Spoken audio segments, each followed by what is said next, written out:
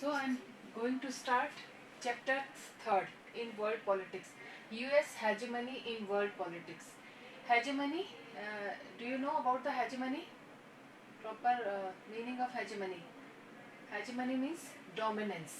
ठीक है, डोमिनेंस इधर भी क्लियर किया हुआ है मैंने. ये एक इंटरनेशनल सिस्टम है जिसमें वर्ल्ड एक सुपर पावर कंट्री के द्वारा डोमिनेट होता है. ठीक है, हमने पढ़ा था फर्स्ट चैप्टर में कोल्ड वॉर एरा. पहले सेकेंड वर्ल्ड वॉर हुआ, सेकेंड वर्ल्ड वॉर के बाद कोल्ड वॉर स्टार्ट हो गया था. तो 2 सुपर पावर कंट्री इमर्ज हुई थी, यूएस एंड यूएसएसआर. ठीक है, फिर उसमें भी क्या हुआ था, यूएसएसआर डिसइंटीग्रेट हो गया था, डिसइंटीग्रेशन हो गया था. तो केवल one super power country was remained that time, वो थी यूएसएसआर. तो हेजेमनी है मतलब यूएस हेजेमनी स्टार्ट हो जाती है वर्ल्ड पॉलिटिक्स में after second World war. Start तो हो जाती है, लेकिन जब यूएसएसआर डिसइंटीग्रेट होता है तो पूरी तरीके से किसके अंदर आ जाता है ये सब, यूएसएसआर के अंदर. तो हम वही हेजेमनी वर्ल्ड पॉलिटिक्स में पढ़ेंगे. मैं एक बार फिर से रिमाइंड करा रही हूँ कि जब सेकेंड वर्ल्ड वॉर हुआ था तो किस किस के बीच हुआ था. जैसे एक एक्सिस पावर थी, एक अलाइड पावर्स थी. अलाइड पावर्स में यूएस था, यूएसएसआर था, ब्रिटेन था, फ्रांस था. ठीक है,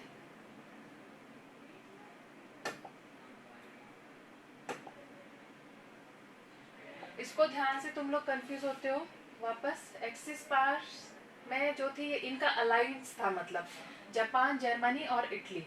यहाँ अलाइड पावर्स में यूएस था, यूएसएसआर था, ब्रिटेन था, फ्रांस था. यूएस ने क्या किया था, यहाँ पे बॉम्ब ड्रॉप किया था जापान में, हिरोशिमा नागासाकी आपने सुना होगा. और जर्मनी में हिटलर जो था उसको घेर कर मार दिया था. इटली में भी ऐसे ही अपने इनको किसने बर्बाद कर दिया था, यूएस ने. ये सब अलाइड मतलब सब जॉइन थे. तो ये तो वैसे ही ये तो खत्म हो चुके थे सेकेंड वर्ल्ड वॉर के बाद. अब कौन बचा, ब्रिटेन और फ्रांस क्या थे, ये इतने मतलब वॉर में इन्वॉल्व थे कि ये तो वैसे ही घायल हो चुके थे. अब कौन बचा पूरे वर्ल्ड में, यूएस एंड यूएसएसआर ही बचा खाली. जो 2 पावर सुपर पावर बची वो बची यूएस एंड यूएसएसआर. ये एक्सिस और अलाइड क्लियर हो गया. अनुष्का, तुम्हें थोड़ा सा कंफ्यूजन था पहले? यस मैम, ये कोल्ड वॉर स्टार्ट होने से पहले का है. हाँ, ये कोल्ड वॉर स्टार्ट करने से पहले जो सेकेंड वर्ल्ड वॉर है ना, वो था. सेकेंड वर्ल्ड वॉर इनके बीच में ही तो हुआ था, अलाइड फोर्सेस और एक्सिस फोर्सेस के बीच में ही हुआ था second World war. Second World war का ही तो बता रही हूँ. यूएस ने ड्रॉप किया था जापान पे बॉम्ब. ठीक है, तो इसने अपना डोमिनेंस वहीं से, अपन ये कहें कि भाई वन सुपर पावर यूएस ही क्यों बचा खाली, लेकिन इसने वहीं से दिखाना शुरू कर दिया था कि ये क्योंकि वैसे भी टेक्नोलॉजी में काफ़ी एडवांस था, तो इसने बॉम्ब ड्रॉप किया. तो ये एक बेसिकली किस लिए था, डराने के लिए था पूरे वर्ल्ड में कि डर आ जाए. ठीक है, डर हो जाए. और यूएसएसआर जो तो खुद झेल रहा था, डिसइंटीग्रेशन हो गया 1991 में. यूएसएसआर का डिसइंटीग्रेशन हो गया. तो इसका फायदा किसने लिया, यूएस ने. है, after world war cold war start हो गया था. कोल्ड वॉर में 2 सुपर पावर कंट्री मर्ज हुई थी, यूएसए एंड यूएसएसआर. यूएसएसआर में भी खुद के अपने कंट्री में उसका डिसइंटीग्रेशन हो गया था, डिसइंटीग्रेटेड हो गया था 1991 में. अब कौन होलसोल कौन रह गया, यूएसए. कौन बचा, यूएसए बचा खाली. ठीक है, तो यहाँ से उसकी हेजेमनी स्टार्ट हो जाती है वर्ल्ड पॉलिटिक्स में.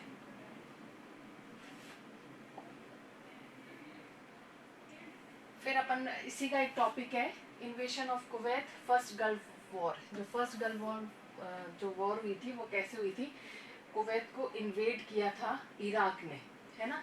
ईरान और इराक में खुद में आपस में खूब उसमें वॉर चल रहा था उसी वक्त. 1988 तक चला था इनका, 1983 से शुरू हुआ था शायद. और ये मैं वैसे मैप्स के थ्रू समझाती, पर मैं ऐसे समझा रही हूँ आपको. दिख रहा है, विजिबल है स्क्रीन? Yes ma'am. ईरान और इराक, इनमें आपस में युद्ध चल रहा था. ठीक है, इराक को सपोर्ट कर रहा था यूएस और ईरान का सपोर्टर था यूएसएसआर। ठीक है, ईरान के यूएसएसआर से हमेशा से अच्छे संबंध रहे और इराक को इनडायरेक्टली सपोर्ट कर रहा था यूएस। इस वक्त जहाँ पे सद्दाम हुसैन था, ठीक है, जो रूलर था वो सद्दाम हुसैन था। कुवैत, ईरान और इराक के पास ही कुवैत है, सऊदी अरेबिया है, इजराइल यहाँ पे था, इजराइल का अपना प्रॉब्लम चल रहा था, उसका युद्ध चल रहा था।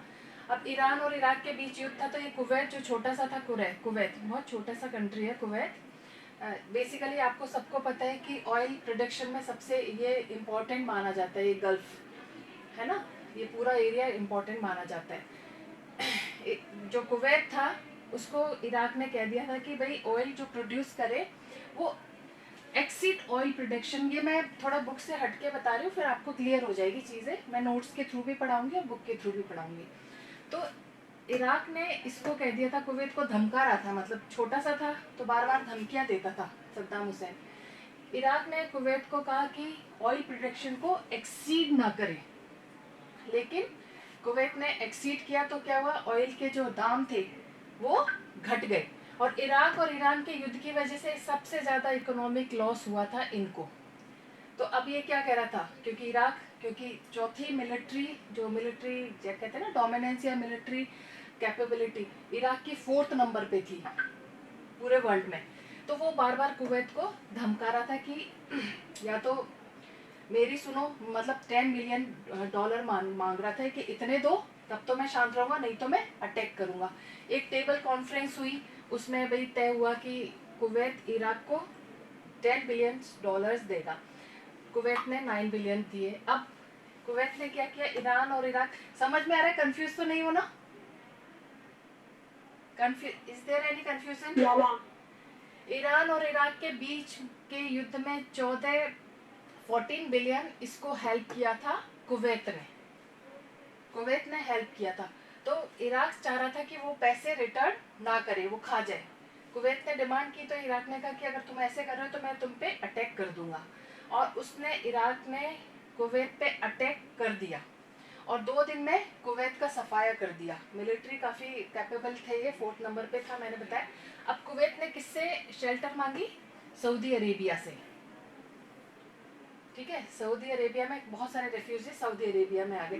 अब सऊदी अरेबिया जो था, हाँ हाँ बोलिए। मैम रिपीट कर दो। क्या रिपीट करूं वापस से ये पूरा? Yes ma'am. क्यों नहीं समझ में आया? मैम बीच में आई थी, मैं अभी आई हूँ ना। अच्छा, तो शुरू से पढ़ाऊं क्या? आप यस मैम। बेटा, आप रिद्धि वो वीडियो देख लेना, अभी अपन आगे बढ़ रहे हैं। मैं आपको अब कभी अलग से इंडिविजुअली पढ़ा दूंगी, है ना? Okay ma'am. क्योंकि फिर रिपीट करने का मतलब ही नहीं। आप ये समझ लो कि जो इन्वेशन था कुवैत का, फर्स्ट गल्फ वॉर जो हुआ था, उसके बारे में मैं थोड़ा सा टॉपिक से हटके पढ़ा रही हूँ, पर टॉपिक बिल्कुल क्लियर हो जाएगा। इस चीज़ को समझने से अपना टॉपिक बिल्कुल क्लियर हो जाएगा। तो मैं थोड़ा सा हटके, एनसीईआरटी बुक में मेंशन नहीं है, पर चीज़ें क्लियर हो जाएंगी आपको, इसलिए मैं पढ़ा रही हूँ। वापस मैं बता रही हूँ, इराक और ईरान में युद्ध चल रहा था, 1988 तक चला था, 83 से स्टार्ट हुआ था। इराक को सपोर्ट कर रहा था यूएस, और इराक का जो प्रेसिडेंट थे वो थे सद्दाम हुसैन। कुवैत जो छोटा सा था, छोटी सी जगह पे था, ये इसको दादागिरी मतलब धमकाता रहता था कुवैत को किसी किसी चीज़ को लेके। कभी पैसे की डिमांड, इकोनॉमिक लॉस बहुत हुआ क्योंकि इनमें आपस में युद्ध बहुत चल रहा था, तो इकोनॉमिक लॉस बहुत हुआ। जब भी युद्ध जैसी स्थिति होती है तो इकोनॉमिक लॉस तो होता ही है। तो इन्होंने डिमांड की थी इससे $10 बिलियन की। तो फिर एक टेबल कॉन्फ्रेंस हुई, उसमें कुवैत ने $9 बिलियन उसको दे दिए। फिर दूसरा इशू ये था कि इराक ने, पैसे तो इसके पास कम ही थे, इकोनॉमिक लॉस तो काफ़ी हो ही गया था। इसने कुवैत को कहा था कि तुम जो ऑयल प्रोडक्शन है, ऑयल प्रोडक्शन के लिए सब माने जाते हैं, ये सब गल्फ जो एरियाज है सब ऑयल प्रोडक्शन के लिए काफ़ी फेमस है, मतलब पॉपुलर है, और यहाँ पे होते भी हैं रिसोर्सेज।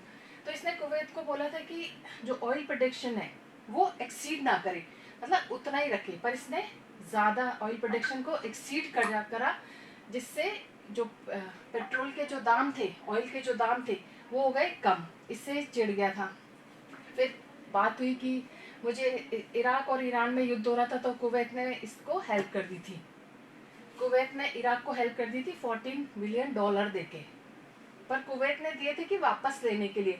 इराक इसको क्योंकि पावरफुल था, मिलिट्री वाइज भी पावरफुल था, 4th नंबर पे था पूरे वर्ल्ड में, तो कुवैत को धमकाता रहता था। और एक दिन उसने कुवैत को अटैक कर ही दिया, इन्वेड कर दिया।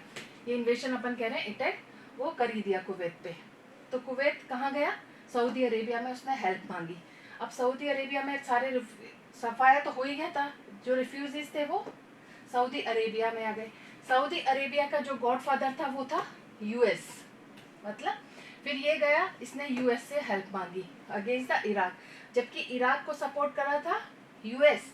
यूएस इराक को क्यों सपोर्ट कर रहा था? इराक को सपोर्ट इसलिए कर रहा था क्योंकि ईरान को सपोर्ट कर रहा था यूएसएसआर।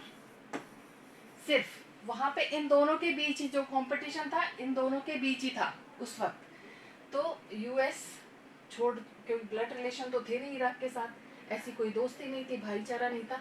यूएस ने सऊदी अरेबिया को हेल्प किया, सऊदी अरेबिया को हेल्प किया। इस तरीके से जो फर्स्ट गल्फ वॉर जो हुआ था वो फर्स्ट गल्फ वॉर ऐसे ही हुआ था। क्लियर हो गया ये चीज?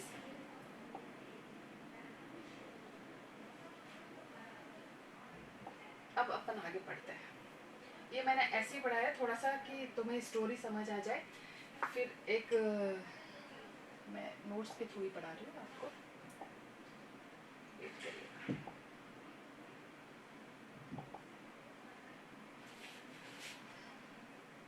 ये समझ आ गया कि यूएस हेजेमनी कब से स्टार्ट हुई।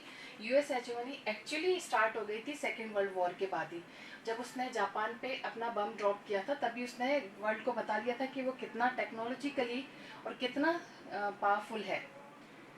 फिर न्यू वर्ल्ड ऑर्डर रिलीज हुआ। यूएस जो है, क्योंकि डिसइंटीग्रेशन हो गया था यूएसएसआर का, तो हेजीमोन के रूप में इमर्ज हुआ। मतलब सुपर पावर, मतलब सब उसके नीचे थे।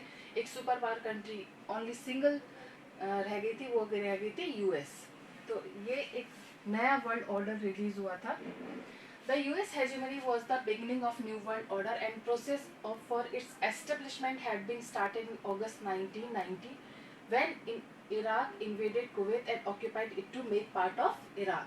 US hegemony की स्टार्ट हो गई थी, जो न्यू वर्ल्ड ऑर्डर था या प्रोसेस था, या हेजीमनी एस्टेब्लिशमेंट शुरू हो गया था 1990 में। इराक और कुवैत के बीच के वजह से वो ज़बरदस्ती कूद गया था या उसको हेल्प मांगी थी, क्योंकि इराक ने इन्वेड किया था कुवैत को, और इराक ने उसको कुवैत पे आपने मैंने बताया था कि इन्वेड करके उसको ऑक्यूपाई कर लिया था। इराक फिर कुवैत सऊदी अरेबिया के पास गया, फिर वो लंबा प्रोसेस है। खैर अपन को सिर्फ ये देखना है, despite the UN diplomatic attempt to liberate Kuwait from Iraq, it was not liberated. Hence UN mandated liberation of Kuwait by force, a dramatic decision. UN जो डिप्लोमेटिक अटेम्प्ट था, UN तो हमेशा जो यूएन जो था उसने क्या किया था, इराक पे इकोनॉमिक जो रिस्ट्रिक्शंस है ना वो लगा दिए थे यूएन ने। 1990 में लगाया था और 91 तक टाइम दे दिया था कि या तो फिर वो सुधर जाए, इस तरह से कुवैत में जो इन्वेड कर रहा है या इस तरह से दादागिरी कर रहा है वो सुधर जाए, अदरवाइज 91 में उसको इसके रिजल्ट्स भुगतने पड़ेंगे। तो यूएन ने भी डिप्लोमेटिक अटेम्प्ट किया था कुवैत को लिबरेट कर दे इराक से। इट वाज नॉट, वो लिबरेटेड तो नहीं हुआ। UN mandated liberation of Kuwait by force, जो यूएन ने मैंडेट किया, अध्यादेश निकाला कुवैत के लिबरेशन का, वो फोर्सफुली निकाला। ये एक ड्रामेटिक डिसीजन था यूएन का, डिप्लोमेटिक और ड्रामेटिक डिसीजन था। A massive coalition force of 660 lakhs troops from 34 countries fought against Iraq and defeated it under US Operation Desert Storm. ये देखो, पहले ऑपरेशन डेजर्ट शील्ड हुआ था 1990 में, जहाँ पे उनको समझा दिया गया था इराक को कि या तो तू सुधर जा, नहीं तो फिर हम क्या करेंगे, युद्ध जैसी स्थिति आ जाएगी। लेकिन वो सद्दाम हुसैन तो माना नहीं, वो उसको बहुत विश्वास था। फिर 1991 में ये ऑपरेशन डेजर्ट स्टॉर्म स्टार्ट हुआ, जिसमें एक मैसिव कोलिशन फोर्स इकट्ठी हुई। 34 कंट्रीज ने अपनी आर्मी को भेजा था इराक के अगेंस्ट, और यूएन ऑपरेशन डेजर्ट स्टॉर्म इसको नाम दिया गया। It was led by US, ये इसमें लीडर जो था यूएस ही था, यूएस की हेल्प से ही हुआ। 34 कंट्रीज। वैसे क्या होता है युद्ध जैसी स्थिति में, क्या होता है कि इकोनॉमिक लॉस बहुत होता है, पर अमेरिका ने क्या किया, 75% अमेरिका का खुद का डिसीजन था या उसकी ट्रूप थी या आर्मी थी, तो उसने बाकी की कंट्रीज जर्मनी वर्मनी कि भाई हेल्प करो, मुझे पैसा दो इस अटैक के, तो उसको इकोनॉमिक लॉस भी नहीं हुआ और डिप्लोमेटिकली ड्रामेटिकली और उसको उसने इराक को युद्ध में हरा दिया। फिर बाद में आपने सुना होगा कि सद्दाम हुसैन को फांसी पे यूएस में चढ़ा दिया गया था, उसको हटा दिया था, बिल्कुल इराक से सफाया हो गया था। तो it was led by US because 75% of the coalition forces were from the US. 75% coalition में जो फोर्सेस थी, जो आर्मीज थी, वो यूएस की थी। This war is popularly known as the first Gulf War establishing US hegemony. ये फर्स्ट गल्फ वॉर था जो इराक से सद्दाम हुसैन का सफाया किया था। यहीं से अमेरिका की हेजिमनी स्टार्ट हो जाती है, मतलब पूरी तरीके से सोल पावर जो हो जाती है वो अमेरिका के पास आ जाती है। अब मैं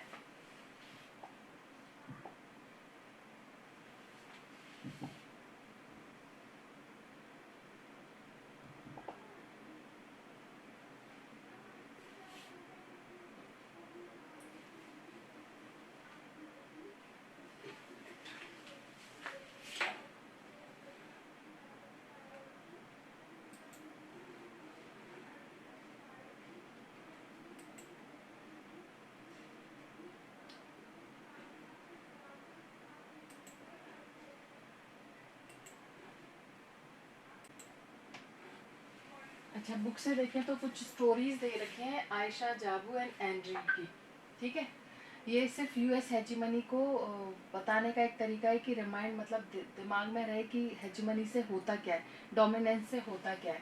तो ये 3 स्टूडेंट्स की कहानी है अलग अलग, जो कि पहले जो आयशा है, अपन इसको पढ़ ही लेते हैं। Ayesha was doing very well in her studies at a high school in the outskirt of Baghdad. Iraq की राजधानी है बगदाद, कैपिटल है Baghdad.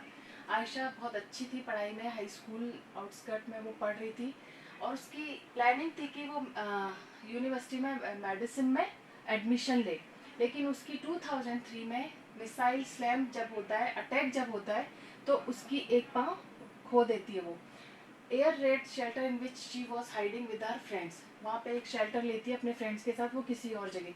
Now she is learning to walk all over again. She still plans to become a doctor but only after the foreign armies leave her countries. वो shelter किसी और के देश में लेती है, वो चाहती है डॉक्टर बनना, पर वो नहीं बन सकती क्योंकि जब तक उसकी कंट्री को फॉरेन आर्मी नहीं छोड़ेगी तब तक वो ऐसे इंडिपेंडेंट डिसीजंस नहीं ले सकती। तो ये स्टोरी शो कर रही है कि किस तरह से हेजिमनी यूएस की स्टार्ट हो गई और किस तरह से लोगों ने सफ़र किया, कैसे लोगों ने फेस किया। अब ये सेकंड जो स्टोरी है वो जाबू की है। वो एक टैलेंटेड यंग आर्टिस्ट है, वो डरबन एक साउथ अफ्रीका में एक जगह है, डरबन में रहता है। उसकी पेंटिंग जो है बहुत ट्रेडिशनल, जो ट्राइबल आर्ट है, बहुत इन्फ्लुएंसिव फॉर्म में है। वो जाना चाहता है art school later upon his own studio, और वो चाहता है कि वो अपना खुद का स्टूडियो मतलब खोले। उसके फादर चाहते हैं कि वो एमबीए की स्टडी करे ताकि वो अपनी फैमिली के बिजनेस को ज्वाइन कर सके। फादर का बिजनेस तो अच्छा नहीं चल रहा, तो Jabu's father feels that with an MBA degree Jabu will be able to make the family business profitable. अब ये इन स्टोरीज हैं, इन इंसिडेंट्स हैं जो भी बताया आपको, इनको उससे रिलेट करके देखना। तो जाबू के फादर का बिजनेस अच्छा नहीं चल रहा, तो वो ज़बरदस्ती मतलब फोर्सफुली उसको जाबू को प्रेशराइज कर रहे हैं कि वो एमबीए की डिग्री ले और अपने बिजनेस को प्रॉफिटेबल बनाए अगेंस्ट हिज विल, अपनी इच्छा के विरुद्ध। एंड्री जो थी वो यंग मैन था, वो पर्थ ऑस्ट्रेलिया में एक पर्थ जगह, वहाँ पे उसके पेरेंट्स जो इमिग्रेंट्स थे रशिया से। उसकी मदर बहुत गुस्सा होती है क्योंकि एंड्री चर्च जाते समय ब्लू जीन्स पहनता है, मतलब उसको ब्लू जीन्स पहन के चर्च जाना माँ को पसंद नहीं आता। वो चाहती है कि she wants him to look respected in church, वो चाहती है कि चर्च में बहुत रिस्पेक्टेबल, मतलब आज़ादी खोकर वो चाहती है कि जीन्स ना पहन के जाए। Andrei tells his mother that jeans are cool, that they give him the sense of freedom. यहाँ पे जीन्स का मतलब ये है कि फ्रीडम चाहता है, क्यों ब्लू जीन्स पहन के वो चर्च नहीं जा सकता। तो वो वो कहता है अपनी माँ से कि मुझे कूल लगती है इसलिए मैंने पहनी हुई है. Andrei's father reminds his wife how they to use to wear jeans when they were youngsters in Leningrad. वो कहता है एंड्री के जो फादर है वो समझाते हैं कि भाई अपनी वाइफ को कि हम भी तो जब अपने यूथ में थे या यंगस्टर्स थे तो हम भी जीन्स पहना करते थे अपनी कंट्री में. And for the same reason that their son now invokes. और उसी रीज़न के लिए आप अपने सन को रोक रही हो. तो ये सिर्फ ये है कि डोमिनेंस, फ्रीडम जहाँ पे स्नैच होती है, जहाँ से लोग सफ़र करते हैं, तो ये सब ये स्टोरी वहीं से है कि अगर हम किसी और के डोमिनेंस में हैं तो हो सकता है कि हमारी इंडिपेंडेंस स्नैच हो सकता है कि हम वैसा फील ना करें, आज़ादी फील ना करें. अब ये मैं इससे पढ़ा देती हूँ. Beginning of the new world order. मैंने बहुत शॉर्ट में समझा दिया लेकिन फिर भी अपन पढ़ लेते हैं. Sudden collapse of the Soviet union took everyone by surprise. जो सोवियत यूनियन था जिसको हम यूएसएसआर भी कह सकते हैं, उसमें सडन कोलैप्स हो गया, डिसइंटीग्रेशन हो गया. एक जो टू सुपर पावर कंट्रीज थी वो अब एग्जिस्ट टू सीज्ड हो गई. The other remain with all it's power intact even enhanced. जो दूसरा बचा यूएसएसआर तो बिल्कुल डिसइंटीग्रेशन हो गया था, डिसइंटीग्रेट हो गया था. तो दूसरी सुपर पावर जो बची थी यूएस, उसने अपनी पावर्स को एनहांस किया और बढ़ा लिया. It would appear that the US hegemony began in 1991. ऐसा लगता है कि जो यूएस हेजेमनी स्टार्ट हुई थी वो 1991 में after Soviet power disappear from the international scene. जब सोवियत पावर मतलब डिसअपियर हो गई थी इंटरनेशनल सीन से, तो 1991 में यूएस हेजेमनी स्टार्ट हो गई थी, यूएस की डोमिनेंस स्टार्ट हो गया था. This is largely correct but we need to keep in mind two riders to this. ये सही है, अपन सही कह सकते हैं, लेकिन हमें दिमाग में कुछ चीज़ें रखनी है. First, as we shall see in this chapter, some aspects of first hegemony did not emerge in 1991. सबसे पहले तो हेजेमनी 1991 में यूएसएसआर के डिसइंटीग्रेशन की वजह से नहीं स्टार्ट हुई थी. यूएस तो शुरू से चाहता था, बहुत डिप्लोमेटिक था, बहुत ड्रामेटिक था उससे. But in fact go back to the end of the Second World War in 1945. अगर हम सेकेंड वर्ल्ड वॉर देखें जो 1945 में ख़त्म हो गया था, the US did not start behaving like a hegemonic power right from 1991. मतलब शो नहीं किया था उसने. सेकेंड वर्ल्ड वॉर से स्टार्ट तो हो गया था, सेकेंड वर्ल्ड वॉर से पहले ही जब उसने जापान में अपना बॉम्ब ड्रॉप किया था तब से उसने स्टार्ट तो कर दिया था, पर इंटरनेशनल लेवल पे विजिबल नहीं था, मतलब कोई देख नहीं पाता था. वो विजिबल हुआ 1991 में. It became clear much later that the world was in fact living in a period of hegemony. ये बिल्कुल क्लियर था कि वर्ल्ड जो था पीरियड ऑफ हेजेमनी में उस वक्त था.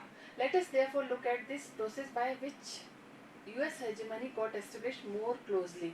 यूएस हेजेमनी जो एस्टेब्लिश हुई वो रशिया के डिसइंटीग्रेशन के बाद से विजिबल हुई. शो ऑफ तब हुआ, अदरवाइज तो पहले से ही शुरू हो गई थी. इन अगस्त 1990 इराक इन्वेडेड कुवैत.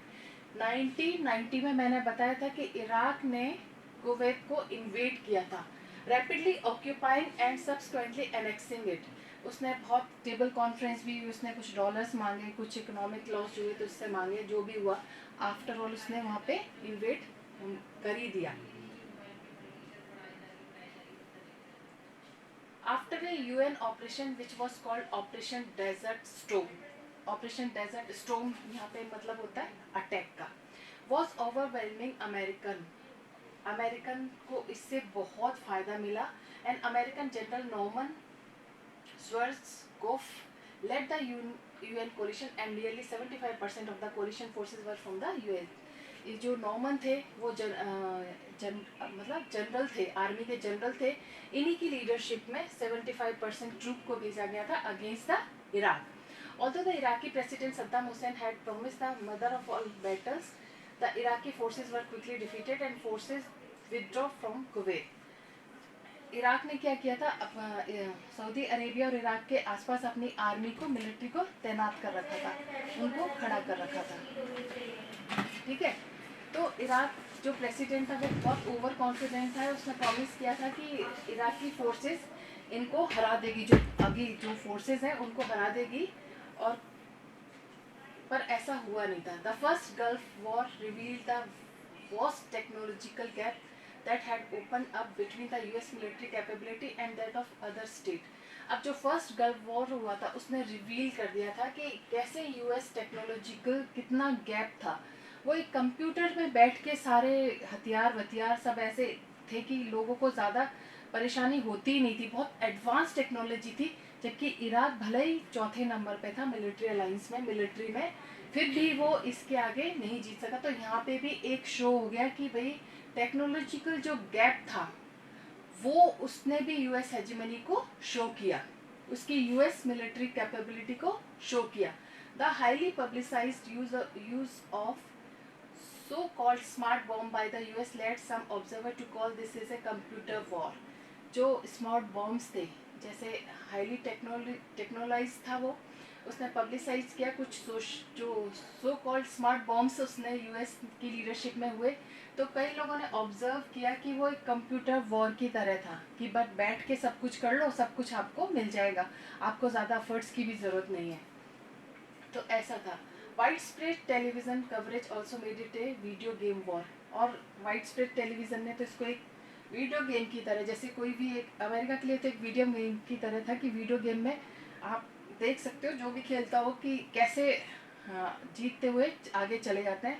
तो अमेरिका के लिए तो ये ऐसा ही वॉर मतलब साबित हुआ था, प्रूव हुआ था. With viewers around the world watching the destruction of Iraqi forces live on live in TV in the comfort of their living rooms. Viewers जो थे पूरे वर्ल्ड में वो वॉच कर रहे थे इस डिस्ट्रक्शन को, इराक के इस डिस्ट्रक्शन फोर्सेस के डिस्ट्रक्शन को लाइव टीवी पे और अपने लिविंग रूम में ही इसको एंजॉय कर रहे थे. सब कुछ मीडिया ने सब कुछ ऐसा क्लियर बताया था कि लोगों को कंफर्टेबली इस चीज़ को वो देख रहे थे. इनक्रेडिबली द यूएस में actually have made a profit from the war. इससे यूएस को बहुत प्रॉफिट हुआ. उसने अपनी मिलिट्री जो कैपेबिलिटी थी वो शो कर दी कि किस तरीके से वो 2 दिन में उसने इराक का सफाया कर दिया था. तो इस वॉर से उसको प्रॉफिट हुआ. According to many reports the US received more money from countries like Germany, Japan and Saudi Arabia than it had spent on the war. अब सब दूसरे मैंने बताया था कि अमेरिका ने क्या किया था, 75% अपनी ट्रूप्स को भेजा था, लेकिन उसने पैसा लिया अदर कंट्रीज से जो 34 कंट्रीज थी, 32 कंट्रीज थी जो यूएस को सपोर्ट किया था अगेंस्ट द इराक. उन्होंने मनी लिया. तो उसको कोई ऐसा इकोनॉमिक लॉस भी नहीं हुआ. प्लस उसने अपनी जो कैपेबिलिटी थी, एफिशिएंसी थी, वो भी शो कर दी थी, मतलब शो कर दी थी. तो ये हो गया. अब तक क्लिंटन ईयर्स अपन कल स्टडी करेंगे. यहाँ तक किसी को कुछ प्रॉब्लम है? क्लियर हो गया ये चीज़? Yes ma'am.